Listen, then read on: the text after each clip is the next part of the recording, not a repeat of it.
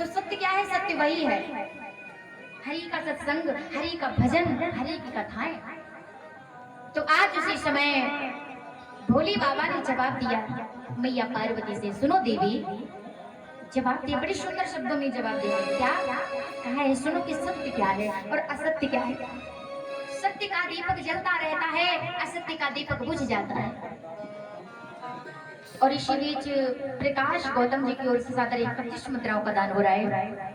भगवान सुख शांति प्रदान करें, कमल कांसा है भैया जी के लिए।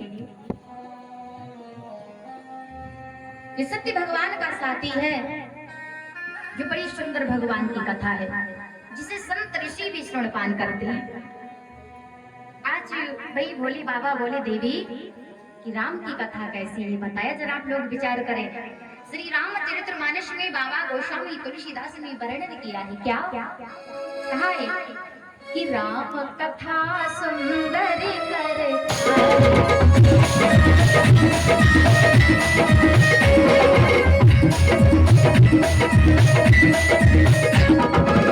राम कथा सुंदर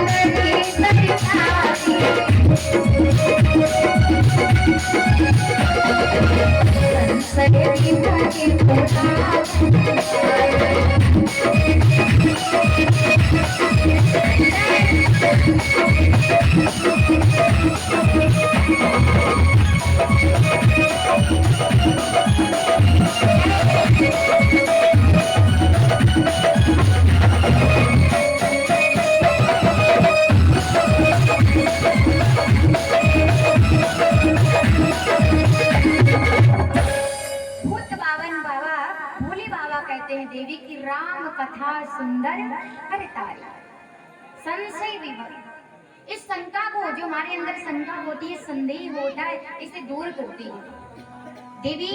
इस कथा को हमें लोग नहीं बल्कि संत समाज, पशु पक्षी, अब आप लोग ये ना सोचिए कि कथा केवल हम ही सुन रहे, नहीं, यहाँ पर पशु पक्षी जानवर इत्यादि सभी लोग सुन रहे हैं। राम कथा सस किरण समाना, अब संत चकोर कर जी पाना। आज मेरे भाई बंधु भूत बाबा ने, भोली बाबा ने जैसे याद जवाब दिया है, तो भैया पार्वती कहने लगी बाबा, तुलसीदास जी ने रामायण के अंतर्गत बड़े बड़े राजाओं का वर्णन किया, जो रघुकुल की परंपरा शुरुआत से चली आ रही है। उस रघुकुल की रीति का वर्णन किया, लेकिन रघु, दिलीप ऐसे राजाओं का क्यों नहीं वर्णन किया। मैया पार्वती ने कहा बाबा मेरी बात का बुरा मत मानना, मैं आपसे पूछ रही हूँ। मैया पार्वती ने कहा बाबा सुनो कि तुलसी बाबा ने मानस में रघुकुल की रीति बतलाई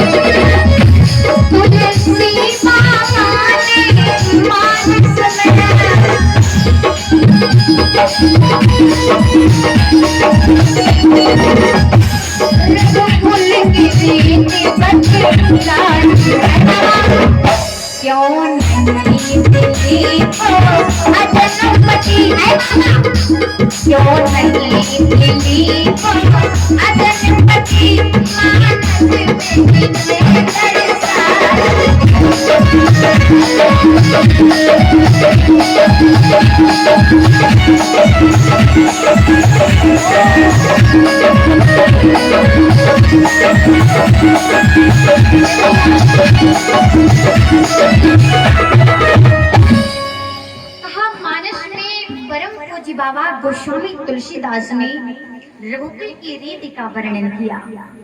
आखिर इनका अंत हुआ तो कैसे हुआ। परम पिता परमात्मा जगता धार निराकार साकार पार ब्रह्म परमात्मा इस पृथ्वी पर आए तो कैसे आए, क्यों आए। भगवान भोले बाबा ने जवाब दिया देवी एक बार की बात थी, भगवान की तपस्या के हैं तो इधर स्वयंभू मनशत्रुपा का नाम है।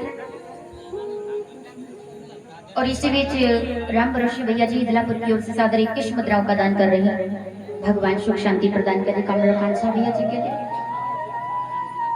जवाब दिया।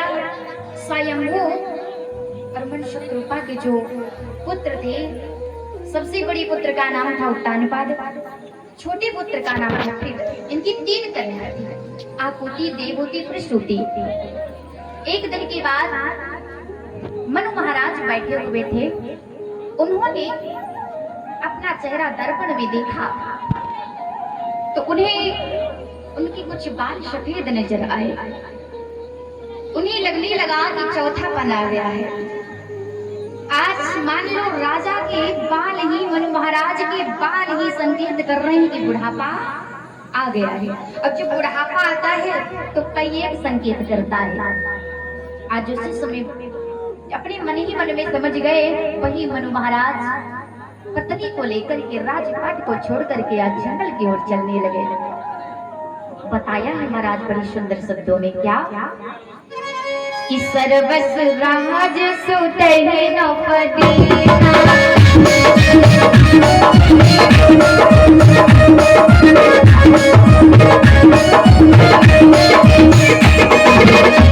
हरि समेत कवन धुलिना सिया राम सिया राम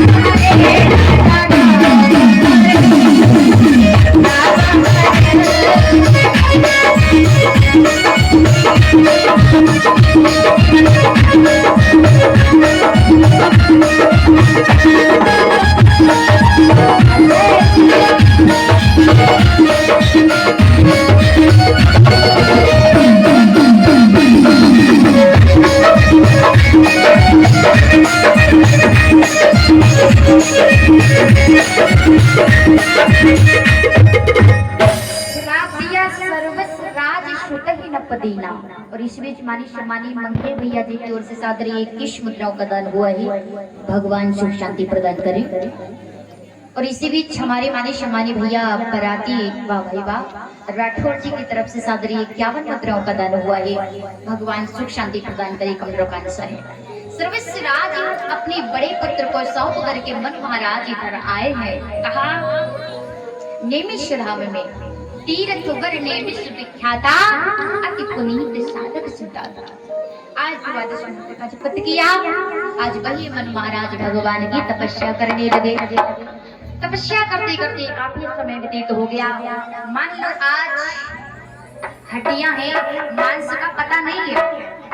जब काफी समय हो गया, भगवान ने आकाशवाणी की, मांगो मांग भई बानी, मांगो क्या मांगना। आज इसी समय मेरे भाई बहनों ये भगवान का प्रकट हुआ। आज मनु महाराज हाथ जोड़ करके जवाब देने लगे, प्रभु आपके दर्शन हो गए, मैं धन्य हो गया। अगर आप पूछते हैं कि क्या मांगना है तो हम कुछ और नहीं, अगर हमें देना है तो आपके समान हमें पुत्र चाहिए। भगवान हंसने लगे, कहने लगे, भक्तराज हम समान खोजो कहा जाए, मेरी समान कोई द्वितीय नहीं है। खैर धैर्य धारण करो, त्रेता युग में मैं ही आपका बड़ा पुत्र बनकर के आऊंगा। शत्रुपा से कहा जाओ आप त्रेता युग में कौशल्या का रूप धारण करके जाओगी। मनु महाराज से कहा कि आप महाराज चक्रवर्ती सम्राट राजा दशरथ बनोगे, अयोध्या में राज करोगे। इतना वरदान देकर के भगवान अंतर्ध्यान हो गए। प्रेम से बोलिए सियावर रामचंद्र भगवान की। आज इधर जय श्री भगवान।